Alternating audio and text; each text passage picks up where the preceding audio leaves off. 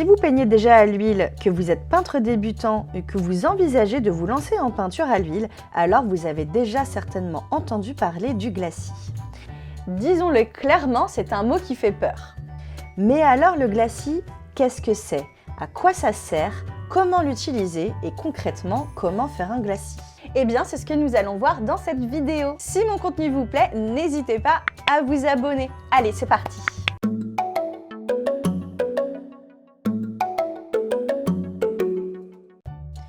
Le glacis, qu'est-ce que c'est? Le glacis est une technique traditionnelle utilisée depuis des siècles et les plus grands peintres de l'histoire l'ont utilisée. Le glacis est une couche de peinture fine et très diluée posée sur une couche de peinture sèche. Il sert à donner plus de luminosité et de profondeur à la peinture en jouant avec les lumières et les couleurs de la peinture. Alors, comment l'utiliser? On peut l'utiliser de différentes manières. Par exemple, pour donner un look ou une atmosphère particulière à vos peintures. Le glacis peut être utilisé comme un filtre photo. Si vous utilisez des couleurs chaudes, comme le orange ou le jaune, vous pourrez avoir un look vintage ou donner une sensation de chaleur à votre peinture. Au contraire, avec des glacis aux couleurs froides comme par exemple le bleu, nous aurons tout de suite l'impression d'une ambiance plus mystérieuse ou plus froide. Le glacis est une mine d'or pour les portraits. La couleur de peau est faite de plein de nuances. C'est pourquoi le glacis sera votre meilleur allié.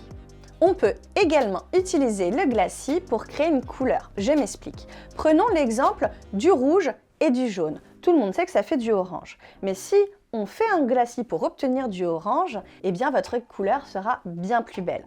On peut commencer avec une couche de peinture rouge et mettre un glacis jaune dessus. On va obtenir du orange, mais votre orange sera bien plus profond. Et surtout, ce ne sera pas du tout la même couleur, la même teinte, les mêmes nuances que si vous aviez déjà fait votre mélange. Et pourtant, on a utilisé exactement les mêmes tubes de peinture. Idem, si on commence par une couche de peinture jaune sur laquelle on met un glacis rouge, on obtiendra encore une autre nuance, une autre vibration, une autre couleur. Et ça fonctionne comme ça pour toutes les autres couleurs. Et c'est donc là l'intérêt du glacis. Comme je vous le disais tout à l'heure, le glacis peut être utilisé pour son effet de transparence, de luminosité et de profondeur. Si on prend un blanc opaque par exemple, eh bien le blanc est blanc. Mais si on fait un blanc avec un glacis coloré, alors on obtient une infinité de nuances, ce qui rendra l'œuvre d'une part plus réaliste, mais aussi plus lumineuse, comme si la lumière venait directement du tableau lui-même. Pour les noirs ou les couleurs sombres, c'est pareil. Un noir opaque va absorber la lumière, alors qu'un noir avec des glacis de marron, de bleu ou d'autres couleurs sera vraiment plus profond et par conséquence beaucoup plus lumineux. Mais alors, comment ça marche? Le principe de travailler les glacis avec la peinture à l'huile est de jouer avec la lumière. Le glacis sert à réfléchir et réfracter la lumière pour qu'il soit perçu par notre œil et qu'il puisse donner à la peinture beaucoup plus de vibrance et d'intensité. Faisons un peu de physique et pour cela, je vais vulgariser la chose. Si on prend l'exemple d'une chaussure noire mate par exemple, la lumière arrive sur la chaussure et il n'y a pas de réflexion. Cependant, si on prend cette même chaussure, mais cette fois-ci c'est une chaussure noire vernie, alors la lumière va se refléter sur la chaussure et changer de direction. Prenons un autre exemple.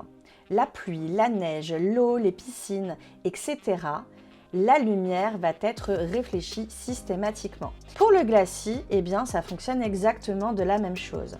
Le glacis est transparent et va donc réfléchir la lumière qui va être perçue ensuite par notre œil.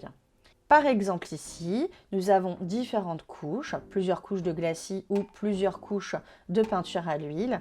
Et par définition, le glacis est transparent puisqu'on met du médium dedans. La peinture à l'huile contient également de l'huile et on utilise également un médium transparent dedans. Donc la lumière va traverser toutes les couches de peinture que nous avons faites et la lumière va se réfléchir jusqu'à notre œil.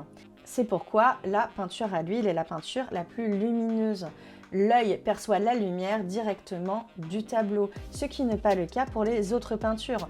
Et c'est là toute la force de la peinture à l'huile et spécialement des glacis.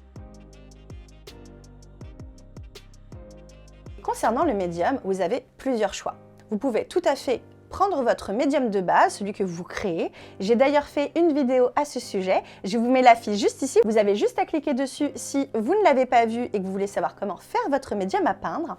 Ou alors, vous pouvez très bien utiliser un médium déjà tout fait dans le commerce ou encore utiliser un médium conçu spécialement pour les glacis type médium alkyd.